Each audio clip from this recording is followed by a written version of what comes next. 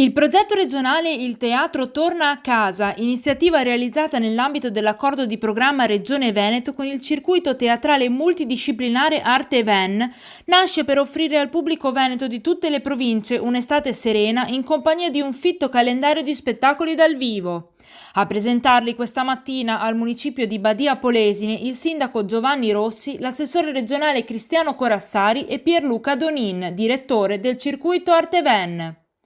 Dopo un lungo periodo di sofferenza per la cultura in generale e per il comparto dello spettacolo in particolare, l'obiettivo del progetto è quello di ritornare via via alla normalità, naturalmente nel pieno rispetto delle normative vigenti anti-Covid-19. I tanti eventi organizzati nelle varie città del Veneto fino a settembre spaziano dal circo contemporaneo al teatro di prosa, dalla danza alla musica classica e non solo. Nella provincia di Rovigo l'iniziativa progettuale coinvolge 6 amministrazioni comunali associate ad Arte Ven: Badia Polesine, Lendinara, Porto Tolle, Porto Viro, Rosolina e Stienta. Nella città di Porto Viro sono 2 le proposte spettacolari nei giardini della biblioteca comunale con inizio alle ore 21:15. Venerdì 7 agosto il centro teatrale Lorenzo da Ponte presenta Il mercato di Venezia di William Shakespeare. Giovedì 13 agosto, sempre alle 21:15, arriva Paolo Papparotto, che allieterà grandi e piccini con lo spettacolo di burattini tradizionali veneti Arlecchino e la strega Rosica Ramarri.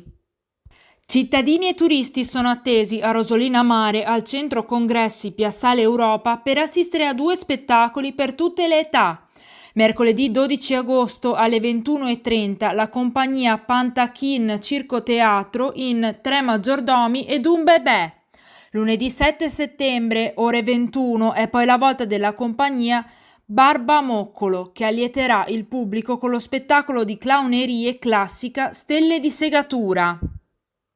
Nella suggestiva cornice dell'Abbazia della Vangadizza di Badia Polesine, sabato 22 agosto alle ore 21, nell'orto dell'Abate, il soprano Katia Ricciarelli con il tenore Francesco Zingariello saranno gli interpreti di un viaggio attraverso la tradizione lirica italiana, intitolato Dall'opera alla romanza.